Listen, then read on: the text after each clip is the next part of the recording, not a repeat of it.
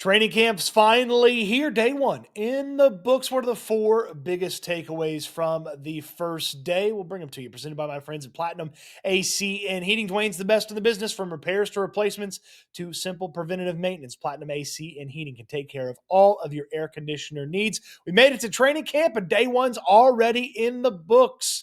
What stood out? Let's start with the top one. And this offense was the talk of the post-practice conversation. D'Amico Ryans had plenty of praise for it. So did Nico Collins and CJ Stroud. But you can also see it on the field. You see the quick game from the quarterbacks. Get rid of the football. That's a great way to make up for an offensive line that's a little bit shaky. We'll talk about them here in just a moment. But I love the quick game. And then you see it a little bit here in the training camp workouts, where there's going to be motion be a mainstay in this offense. You're going to have guys moving before the snap. You're going to have guys moving at the time of the snap. There's not going to be a lot of stagnation and guys just standing around. And when they were out there running those routes, everybody was out in a different part of the field. How many times did we watch last year and see the Houston Texans run two wide receivers to the same spot on the field and nobody's open because they did that? And speaking of last year's offense, remember when we talked about how it kind of felt like Bobby Slowick was taking a Xerox copy of what he did in San Francisco with the 49ers and was trying to imprint it on the Houston Texans in 2024, and it just wasn't working out? Well, no cut, copy, and paste from Nick Caley, according to head coach D'Amico Ryans. What excites me most about Caley's offense is that it's evolving and it's being tailored toward the Houston Texans and the guys that we have on our roster. So what excites me the most is not just a copy and paste from other places that he's been, and he's been very successful at other places, but he's been very, very thorough with the installation process of where do we want to put our guys, what position, what's the best spot for our guys to be in. So you look at it through that lens, it's going to be about the Houston Texans. And that's what I love most about the offense, is him being able to be adaptable and put our guys where they need to be. Bobby Slowick, not an innocent bystander in that one. He was the target of that conversation. Hey, look, Nick Caley's got a varied offensive background. And if he just tried to run Josh McDaniels' system in Houston, it wouldn't work. Just like it didn't work when Bobby Slowick tried to run Kyle Shanahan's system and never evolved from it. If he just tried to copy Sean McVay, it wouldn't work. He's got to take what works from those systems, those offenses, put it into his with the players that he has on the field. And as it stands right now, it's the off-season workouts and one training camp practice. Hey, that offensive line might be a little bit of an issue. Get rid of the football. Get the ball out of the quarterback's hands. They did it pretty effectively in this first training camp practice. That was big observation number one. The new offense, the talk of the town, and you saw it in addition to hearing about it as well. Something to monitor as we go forward. Let's talk about that offensive line for the Houston Texans. Big question mark about this team in 2025. What are they going to do at the offensive line? Well, that first unit for the offensive line, left to right, Cam Robinson at left tackle, Laken Tomlinson at left guard, Jarrett Patterson at center, Titus Howard at right guard, and Ariante Ursery, the rookie, at right tackle, ahead of Blake Fisher. That was the first one in an early portion of practice when they put the first team unit out there. That was the offensive line that they put out there as well. And Ursery might be here to push Blake Fisher and maybe start in place of Blake Fisher. And if that's the case, great job adding Ursery. Terrible job getting Fisher a year ago. That's a conversation for down the road. I think Ursery looks great. I actually feel like he looks better than he looked from a physical standpoint in the offseason workouts. It's almost like somebody told the big fella, hey, it's going to be pretty hot. You're going to need to take some of that extra weight, turn it into muscle, and just be ready for the heat here. And he looks more physically trimmed than he did in the offseason workouts, which were just a handful of weeks ago. Speaking of physical improvement, Titus Howard looks really good too. It's probably the best shape I've ever seen Titus Howard in his NFL career. So, a testament to him. I know maybe some people are thinking too little too late for Titus Howard, or why now? Hey, the risk of losing your job will make you focus a little bit harder on your job. So, Titus Howard doing just that. But they're going to mix and match along the offensive line. Later on, there was a setup where Juice Scruggs was at left guard, Jalen Thomas was at right guard.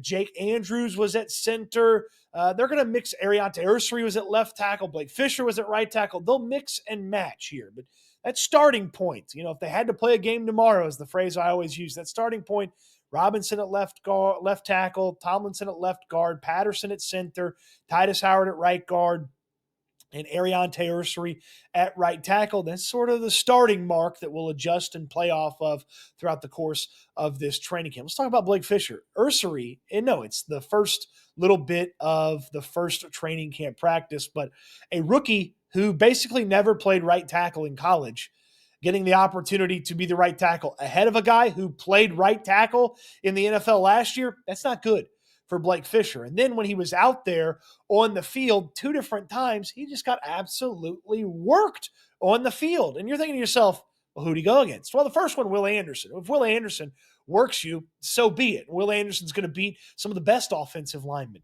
in the entire league when he goes out there. But this one, Fisher got his hands on Will Anderson. The next thing you know, Will Anderson just kind of kept going right around Fisher, was chasing down C.J. Stroud, would have easily demolished C.J. Stroud if it was a live rep in practice. Then later on, Solomon Byrd, the standout from the offseason workout. Solomon Byrd got right past Blake Fisher, found himself corrupting a play and ruining it for the offense. Blake Fisher's got to be much, much better, and he's already, day one, he's in a dogfight for his starting spot on the offensive line. Not his spot on the team, because I feel like it'd be wild to not have him on the team. But as far as his starting spot, he's in a knockdown drag-out from the jump here with Ariante Ursery at that right tackle spot to see who's going to be the starter for the Houston Texans at one of those 5 offensive line positions. Now, I know it's day one, and D'Amico Ryans mentioned it. Tough to glean much when they're not wearing pads. But you'll pay attention to some of the fine details of that offensive line. That was something that D'Amico Ryans mentioned they could pay attention to with these guys not in pads out there. So the offensive line, the offense, more about the offense right after I tell you about my friends at Platinum AC and Heating. Dwayne's the best in the business. Earlier this summer, I had to have a full air conditioner reinstall. I had to get a brand new air conditioning system, and his guys came out here, diagnosed the problem. He walked me through all the options that I had, and before I knew it, I had the new AC, and I was hanging meat in here because it was so much colder than the last AC. It's a new modern unit, and they've installed it just like that. Dwayne can do it all when it comes to air conditioning. Sometimes it's just making sure your current AC is running its best. Maybe it's just AC cleanings. You need to clean those every now and then. If it's a repair, replacement, he's got the best service, the best prices in town. He's a Texans fan just like you. Talk some ball with him, call him up, get your AC fixed, talk a little football.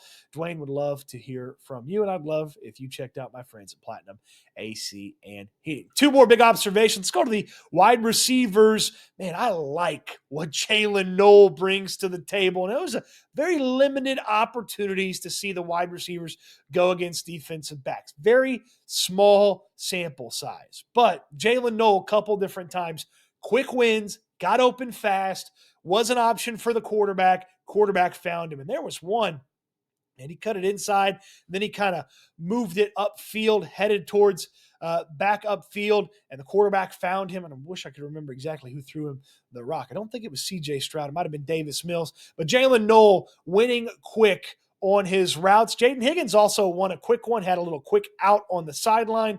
He was able to beat his man, and it would have been like a move the chains situation for Higgins. Now, he did have a little bit of a drop over the middle in one play, a little bit of a rough throw to try to catch, kind of had to go behind himself a little bit to make the play. DB was really close, but hey, this is Mr. Hands from Iowa State. He's got to catch it when it gets to the hands at the NFL level. So those were the 2 rookie standouts. Nothing really to note from Nico Collins or Christian Kirk. The 2 plays of the day from a wide receiver standpoint, Jared Wayne had a really nice sideline catch where he had to kind of haul it in tap the toes, stay in bounds. It was a good job by him. To me, the play of the day was the play that kind of finished things. It was Braxton Berrios from the slot. He started to cut it in and then he cut it back out, was headed up the field. The throw had to split defenders and get over D'Angelo Ross. And wouldn't you know it, that's exactly what happened. Berrios ripped it down out of the air. He's a guy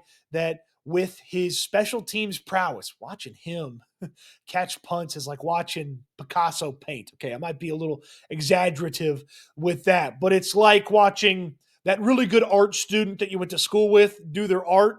Yeah, I mean, he just makes tracking those footballs on punts look easy. And he was one of the 3 punt returners that were out there, along with Noel and Christian Kirk. And he did not have a muffed punt in the exercises today. The other 2 did have 1 muffed punt each. So Berrios, he's got a path to the roster here with his special teams prowess. And if he's going to make plays at the wide receiver spot, yeah, he's definitely got a path to the roster. I will say, he looks like by far the smallest player on the field. Now, J.J. Taylor wasn't out there. He's on the physically unable to perform list.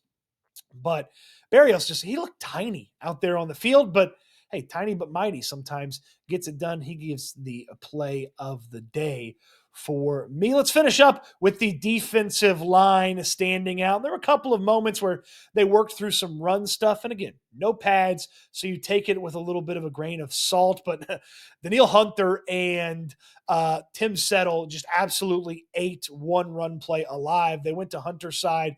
He came off the edge. They tried to cut it back. Tim Settle was there. Settle had another sort of run stuff. There was a good job by that defensive tackle and defensive end situation to really keep things at the line of scrimmage. There's only one time where it felt like they got opened up really big, and when they did, Henry To'o was there to fill the hole from the linebacker spot. So pretty good job there. And a couple of names that you may not recognize, or a couple of younger names, no Foley Fatukasi and no Kurt Heinisch at defensive tackle. They're on the physically unable to perform list. And no Derek Barnett and Danico Autry at defensive end. They're also on the physically unable to perform list. So what did that present? Well, it presented opportunities for Tim Settle. Sheldon Rankins was out there as a part of the equation. So at one point, Junior Tafuna was standing some guys up, the undrafted free agent out of Utah that I really liked when he was at the Senior Bowl this past year in Mobile, Alabama. Keontae Hamilton takes up a good amount of space. And then the player I'm really excited to pay attention to over the next few days, Darrell Taylor. Will Anderson said he's a physical freak. And I don't feel like Will Anderson just throws that out there lightly. I'm excited to see a little bit more of Darrell Taylor. Nothing really to note from him on this one, but certainly something to pay attention to in the coming days. I mentioned that physically unable to perform list. Dameon Pierce is on it. Joe Mixon is on the non-football injury list. So with those 2 down, there's some running back opportunities to be had while they're out. So Nick Chubb, Woody Marks, British Brooks, Jamar Jordan, Daria Gumbawale, who's going to step up in the absence of Mixon and Pierce. Hopefully not too long of an absence for either of those running backs, and especially for Dameon Pierce. He's trying to make the roster. He needs to get back. Those are my 4 big ones. The 1,000+ word recap of the training camp opener for the Houston Texans is on Houston Football, the website / newsletter that I do. So you can subscribe to that and get all of that. Certainly appreciate everybody who subscribes to that, and of course is here on the channel. If you want it in written form, right there in your inbox, right after I'm done writing it, I hit send. It goes right to your inbox. That's what the Houston Football newsletter and site are for. And of course, right here on YouTube, we'll have tons of breakdowns, more to talk about from training camp. The SNL channel live each and every weekday at 4 p.m. with myself and Landry Locker. You don't want to miss out on that. Training camp opportunities for you to talk about it all over the place. Plenty still to get to from training camp. Man, if this is as fun as it is on day one, imagine how much fun it's going to be as we get deeper into this thing, as we're going to West Virginia to watch them out there at the Greenbriers. I'm checking them out in Detroit for the joint practice later in training camp against the Motor City Kitties. It's going to be a blast, and I'm glad that you're along for the ride. Appreciate you watching the video. I hope you enjoyed it. I can't wait till we talk Texans again soon.